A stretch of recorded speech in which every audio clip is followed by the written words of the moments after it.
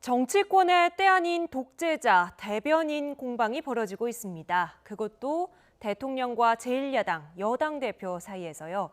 서로 간의 불편한 속내가 아슬아슬한 비율을 타고 오가며 점차 신경전으로 불거지는 모양새인데 국민에게는 어떻게 비칠까요? 나이트 포커스 먼저 김근식 경남대 교수, 최영일 시사평론가와 함께합니다. 안녕하세요. 안녕하세요. 네, 주제어 영상 먼저 보시고 이야기 나눠보도록 하겠습니다.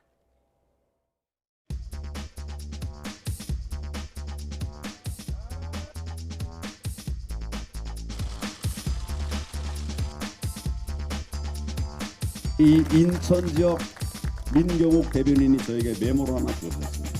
독재자의 후예는 누구다? 지금 이 정부가 저희들을 독재자의 후예라고 하고 있어요. 독재자의 후예가 아니라면 5.18을 다르게 볼 수가 없습니다. 문재인 대통령에게 제가 요구합니다. 김정은에게 독재자의 진짜 후예 말씀해 주십시오. 진짜 독재자의 후예에게는 말 한마디도 못하니까 여기서 지금 대변인이라고 하고 있지 않습니까? 대변인이라고 하고 있지 않습니까? 대변인이라고 하고 있지 않습니까? 대변인이라고 하고 있지 않습니까? 공당의 대표가 할 짓입니까? 최소한의 예의도 남북관계와 한반도 평화에 대한 일말의 책임의식도 없는 발언입니다. 우리를 보고 독재 세력이라고 적반하장적으로 말을 하고 있습니다. 내가 무슨 대변인 지시라니, 대변인 하고 있다는 말도 있다 그랬지. 그거 딴 사람 얘기한 거지. 천만의 말씀에. 자.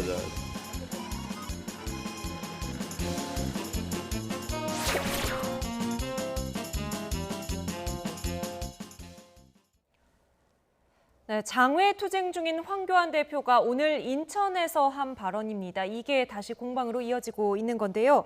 결정적인 단어가 저희 영상에서 보셨지만 대통령을 향해서 대변인 짓이라고 했다고 처음에 알려져서 막말 논란이 불거졌습니다. 실제로 어떤가요? 그 짓이라고 했다는 말이 이제 좀 충격적인 내용이 될 수 있었는데 그래서 민주당 쪽에서 발끈했고요. 네. 그러나 이제 한국당이나 황교안 대표 스스로도 짓이라고 한 적은 없다. 그래서 지금 금방 영상을 봤습니다만 영상에서도 명확히 판도가 되지 않는 것 같습니다. 그래서 짓이란 단어를 썼는지 아니면 실제로 그 전에 지금 상황이나 정황상 봤을 때는 연설하는 도중에 그 청중 중에서 이제 대변이라는 이야기를 했던 것 같고 그러다 보니까 여기에서 김정은 대변인 짓인지 뭐 대변이라고 하지 않습니까라고 이렇게 좀 연설을 이어간 것 같은데 저는 짓이라고 했건 안 했건 간에 지금 최근에 이어지는 그 패스트트랙 논란 이후에 국회가 거의 지금 공전돼 있고 여야 간의 막말 대잔치 분위기예요. 거의 막말 전국 경연대 수준입니다. 돌아가면서 여당 야당 할 것 없이 진보 보수 할 것 없이 막말을 막 쏟아내고 있는데 이 막말을 쏟아낼 때 이걸 대응하는 방식은 딱 두 가지죠. 막말을 내가 더 세게 해서 상대방을 제압하려고 하면서 자기의 결정적인 어떤 고정적인 열성 지지층을 결집할 것인지 아니면 조금 품격 있는 사람이고 정치인이라면 내 상황에서 내 순간에서 막말이라는 약순환을 끊어보겠다라고 상대방의 막말을 해도 막말로 되받아치지 않는 어떤 겸허함 이런 것들이 있을 텐데 지금 제가 말씀드린 두 가지 대응 방식 중에서 여권과 야권은 지금 전자만 계속 하고 있는 겁니다. 내가 더 센 이야기라고 더 센 막말을 하는 게 살아남는다, 이긴다라고 지금 상호 기싸움만 계속 하고 있는 것 같아요. 그래서 참 막말의 악순환. 그렇습니다. 보기에 너무 민망하고 지금 앵커께서 말씀하셨습니다만 정치인들의 막말을 주고받으면 국민들만 굉장히 씁쓸해집니다. 네. 그래요. 이 막말, 짓이라면 더 막말이 되는 거고 그래서 이제 초반에 여당에서 발끈했습니다만 실제로 들어보면 어떤지 다시 한번 자세히 들어보겠습니다. 들어보시면서 전체 이 발언의 맥락도 함께 다시 한번 따져보시죠. 이런 말도 안 되는 인식을 가지고 있으니까 대한민국의 안보가 정말 무너지고 있는 것입니다.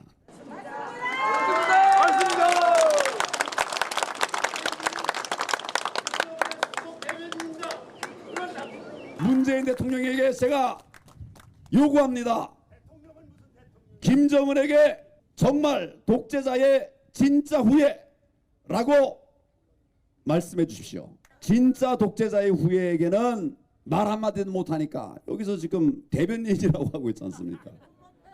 제가 왜 독재자의 후예입니까? 이게 말 됩니까? 꼭 황당해서 제가 대꾸도 안 해요.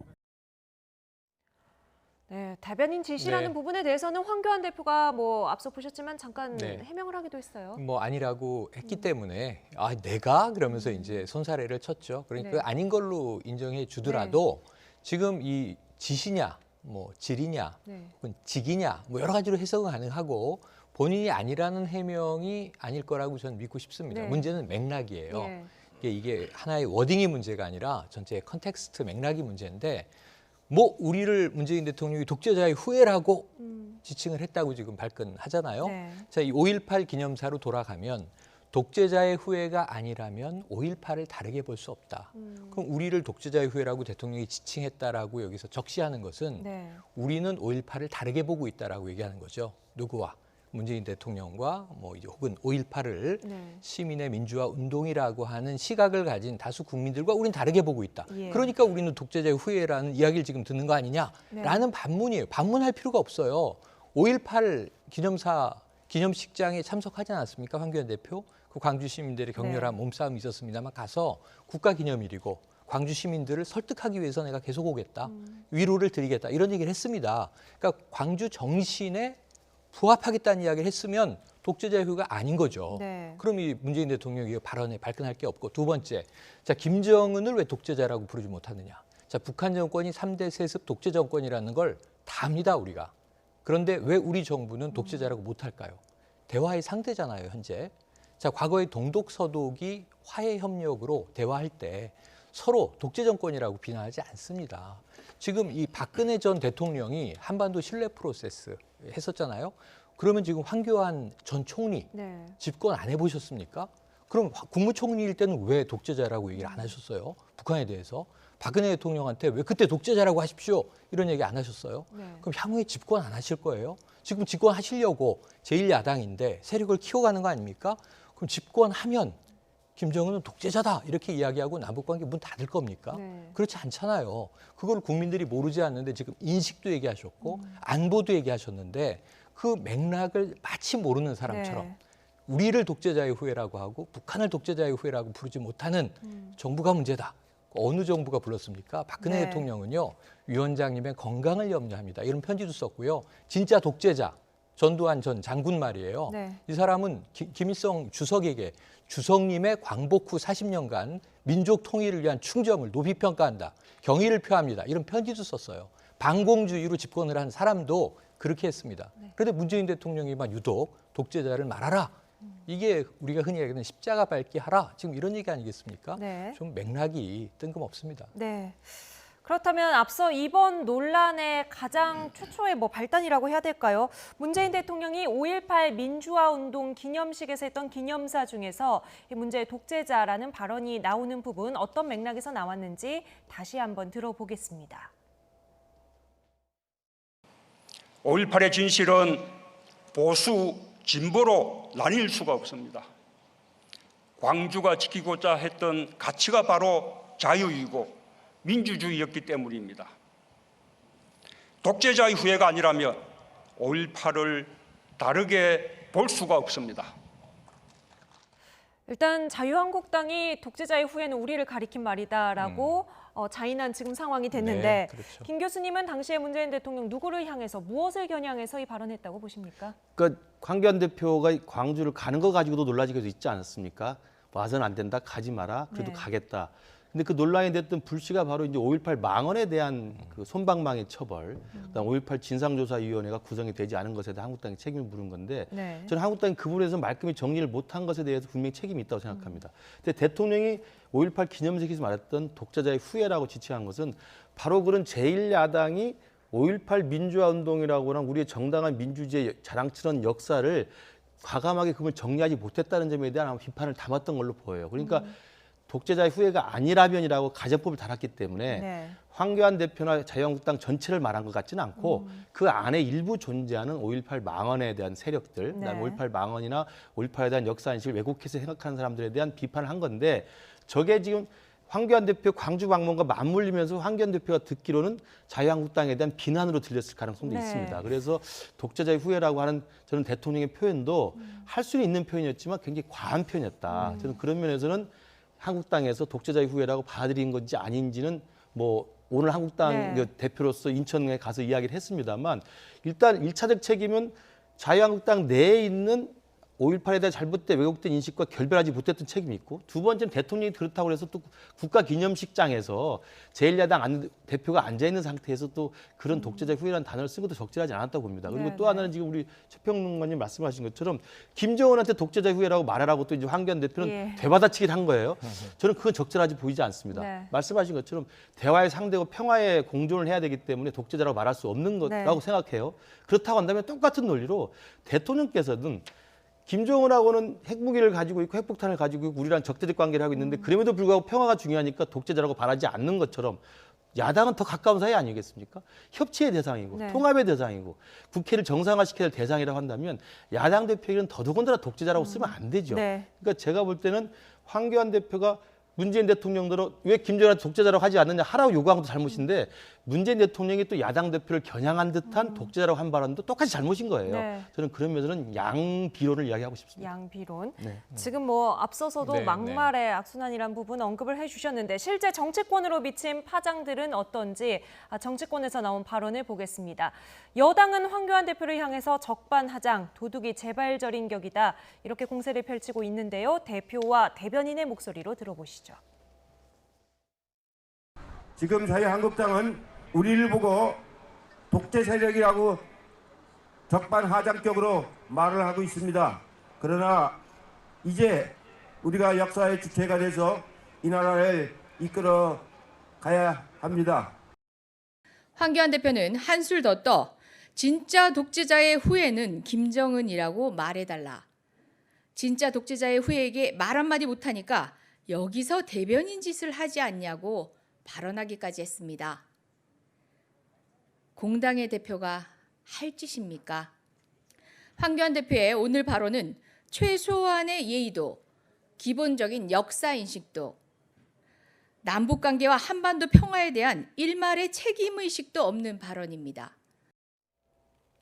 네, 저희가 지금 영상에 담지는 않았지만 청와대 오늘 고민정 대변인도 말은 네, 그 사람의 네. 품격을 나타낸다는 말로 가름하겠다. 좀 냉정한 일가를 남겼습니다. 짧게 했습니다. 그래서 결국 이제 모아서 뭐 여러 이야기가 나오는데요. 이게 말의 악순환이죠. 결국은 아까 이제 저는 김 교수님 말씀하신 거에 100% 공감합니다. 서로 이제 강한 말을 주고받다 보면 악순환으로 빠지게 되는데 감정 싸움이 되는 예, 거죠. 대통령의 이 5.18 기념사의 말씀도 자유한국당이 이렇게 해석할 여지가 있었다면 톤다운을 했으면 좋았겠죠. 그런데 문제는 또 이거예요. 누가 먼저 시작했느냐. 네. 패스트 트랙으로 거슬러 올라가 보면 지금 이제 이해찬 민주당 대표가 발끈 화를 내면서 적반하장이라는 표현을 쓰는데 자, 헌법 수호 독재 타도.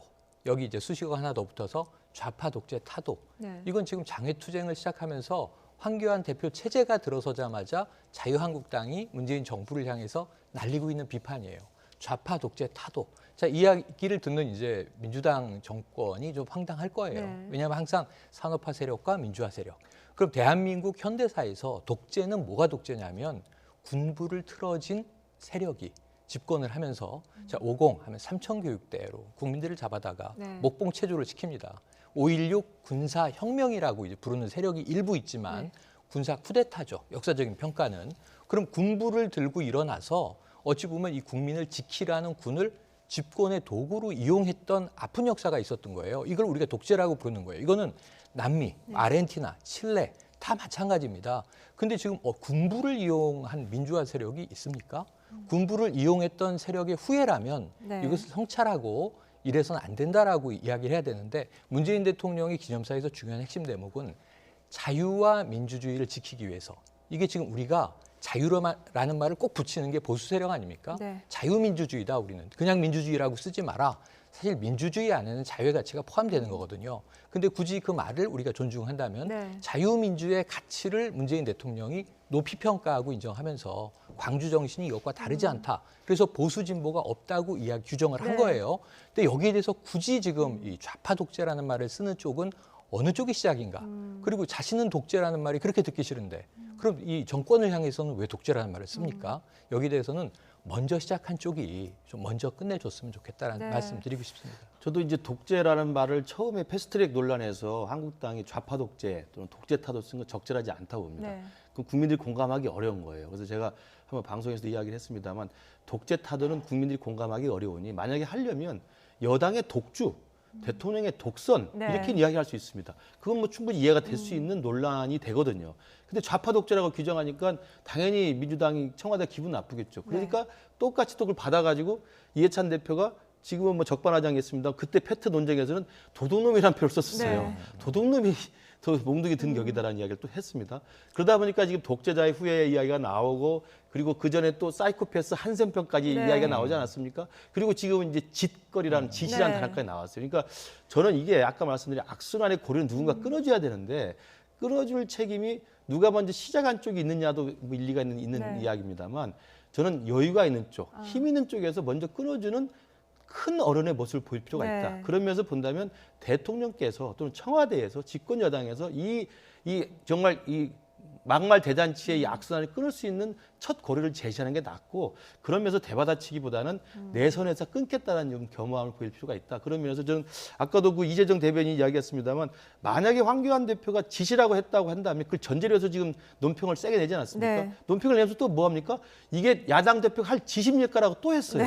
이런 게 악순환이거든요. 이후에 한국당에서는 또 어떤 이야기들 나옵니까? 그러니까 똑같이 또 한국당에서는 이게 그러면 민주당이나 청와대가 좌파 독재라는 걸 자기 고백한 거라고 또 이야기하는 거예요. 그러니까 이게 정말 끊임없는 악순환이고 악화와 양화를 구축하는 것이어서 최평론가님이나 저 같은 경우는 품격 있는 단어를 쓰잖아요. 근데 그렇게 해줘야 되는데 누군가 고리를 끊어줘야 되는데 끊지 못하고 있는. 그러면 네. 말씀대로 누구 탓이냐, 누가 먼저 시작했느냐. 이건 책임의 소재는 가릴 수 있지만 이 악순환을 끊을 때는 누구 탓하기보다는 힘 있는 쪽, 여유 있는 쪽, 쪽에서. 이쪽에서 좀 먼저 손을 내밀 필요가 있다 이렇게 생각합니다. 네, 시작한 쪽에서 좀 자기 반성을 할 것인가 아니면 네. 여유가 있는 쪽에서 조금 더 네. 성숙한 모습 보여줄 것인가 두 분처럼 말씀을 해달라는 말씀이셨습니다. 네, 우리 정치에서 이런 정쟁 말고 좀 희망을 찾아볼 수는 없을까요? 어제 3당 대표의 맥주 회동이 있었죠. 이후에 기대했던 합의 발표 같은 게 나오지는 않았는데 그래도 국회 정상화 시기에는 조금 움직이지 않겠느냐 이런 기대감은 높아지고 있습니다. 먼저 바른미래당 오신환 원내대표의 말 보고 오죠. 어제 회동을 계기로 일단 냉각기를 거치면서 감정을 추스리고 지속적인 의견 조율을 통해 이번 주말을 지나며 국회 정상화 방안과 일정이 가시권 안에 들어올 수 있을 것으로 판단하고 있습니다. 네, 오신환 원내대표가 어떻게 보면 이 여당과 제1야당 중재자 네. 역할을 좀 자처를 하기도 맞습니다. 했고요. 또 국회 정상화 가시권 이런 얘기를 오늘 직접 하면서 좀 분위기가 좀 달라지는 것 네, 같기도 하고. 지난주에 짜장면 회동, 이 제1야당과 여당의 이제 회동이었죠. 네. 그리고 이번 주 들어서는 어제 맥주 회동. 맥주 회동. 저는 이거 정말 말을 예쁘게 하지 않습니까? 예. 밥 잘 사주는 예쁜 누나가 네. 되어줄게. 이런 말 자꾸 하라는 거죠. 또 맥주 네. 사주는 형. 여기다 멋진까지 붙이는 거죠, 뭐. 그냥 맥주 사주는 멋진 형이 되어주세요. 그럼 막내인 오신환 이제 신임 원내대표는 그럼 형과 누나가 싸우는데 좀 우리가 중재해서 화목한 국회, 화목한 가정으로 만들어 보겠습니다. 네. 한번 가시죠. 근데 물론 이제 바른미래당 내부의 내홍이라는 또 좀 안타까운 네. 상황이 있습니다만 그럼에도 불구하고 이제 3당이 주도하는데 어제 정의당의 이야기도 저는 귀에 좀 꽂혔어요. 네. 뭐냐면 맥주도 좋지만 어제 문희상 국회의장과 5당 원내대표 모임이 약속돼 있었는데 한국당이 불참으로 이게 깨졌다. 네. 원내에서 모이기로 한 약속은 깨고 어찌 보면 두 당, 비교섭단체 네. 두 당은 배제하고 맥주잔 하나 더 놓는 게 그렇게 힘들었느냐 이런 얘기거든요. 네네. 근데 너무 좀 섭섭해하시지 말고 시간을 가지고 2당이 모이고 짜장면 회동했고 3당이 맥주 회동했으니 이제 조만간 또 5당이 뭐 탕수육 네. 모임을 하시든지 이 뭐 또는 고량주 모임을 하시든지 갈 수 있다고 보이거든요. 그래서 네. 한 발씩 나가는 것에 국민들이 기대를 걸고 있다는 것을 이번에는 좀 박차지 말아달라. 원내대표들부터라도 좀 고운 말, 예쁜 말 써주시면서 네. 분위기 아까 냉각기를 거쳤다고 얘기했잖아요. 네. 이제 좀 여름도 오는데 좀 국민들에게 따뜻한 바람을 불어넣어줬으면 싶습니다. 네, 어제 맥주 회동, 호프 회동을 희망의 기대해봅니다. 호프로 네. 이제 해석을 하기도 했는데요. 민주당과 한국당 원내대표들도 이 국회 정상화 의지만큼은 드러내고 있습니다. 차례로 보고 오겠습니다. 저부터 역지사지의 자세로 야당과의 소통을 위해서 더욱더 노력하겠습니다.